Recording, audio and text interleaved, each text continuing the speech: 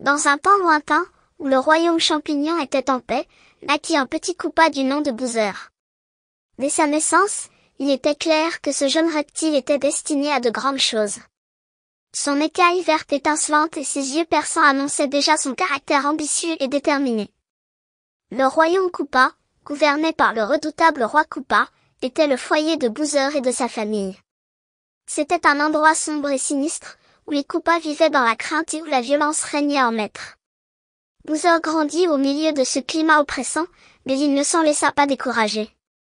Au contraire, il nourrissait en lui le désir de devenir plus puissant que son père et de conquérir tous les royaumes environnants. Le jeune Bowser était un esprit vif et curieux. Il s'intéressait à tout ce qui touchait à la magie noire et aux arts de la guerre. Il passait des heures à lire d'anciens grimoires interdits, cherchant à maîtriser les sorts les plus puissants et à découvrir des secrets qui lui permettraient de s'emparer du trône. Alors que Bowser grandissait, il attira l'attention d'un petit magicien nommé Kamek. Kamek était connu pour sa maîtrise des arts mystiques et il voyait en Bowser un potentiel énorme. Il décida de devenir son mentor et de l'aider à réaliser son ambition de devenir le roi des Koopas.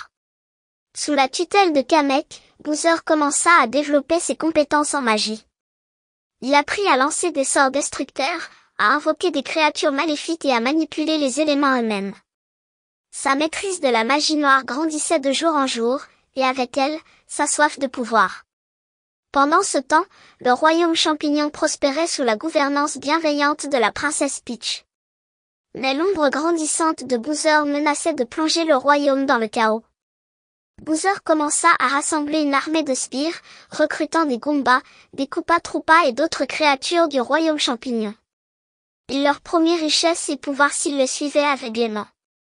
Alors que Bowser consolidait son armée, il déploya également des stratégies sournoises pour semer la discorde au sein du royaume champignon. Il corrompit certains des citoyens les plus influents, les poussant à comploter contre la princesse Peach. Des tensions politiques et sociales éclatèrent, menaçant l'unité du royaume. Au cœur de toutes ces machinations, Bowser nourrissait un désir obsessionnel pour la princesse Peach. Il était convaincu que si seulement il pouvait l'épouser, il obtiendrait le pouvoir ultime sur le royaume champignon. Son esprit était obsédé par l'idée de posséder Peach, de la contrôler et de faire d'elle sa reine. Bowser, accompagné de ses généraux et de Kamek, organisa une attaque contre le château de Peach. Leur objectif était clair, kidnapper la princesse et s'emparer du trône. Mais le royaume n'était pas sans défense. Mario, un plombier courageux et fidèle ami de la princesse Peach, se dressa contre Bowser pour protéger le royaume champignon. Ce fut le début d'une longue et épique bataille entre Mario et Bowser.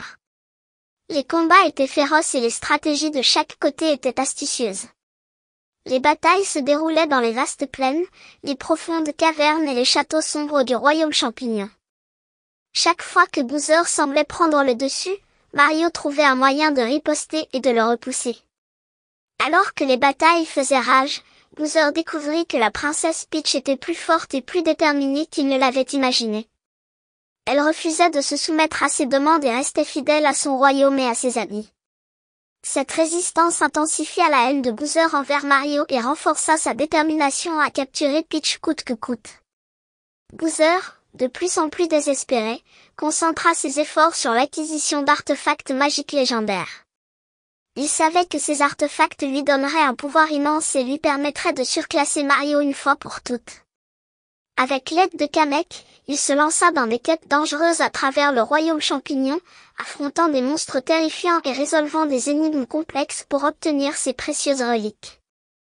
Les quêtes pour les artefacts magiques les menèrent dans les profondeurs des océans, dans les cavernes volcaniques et jusqu'au sommet enneigé des montagnes. À chaque étape, Bowser se rapprochait de son objectif ultime, la conquête du royaume champignon et épouser la princesse Peach.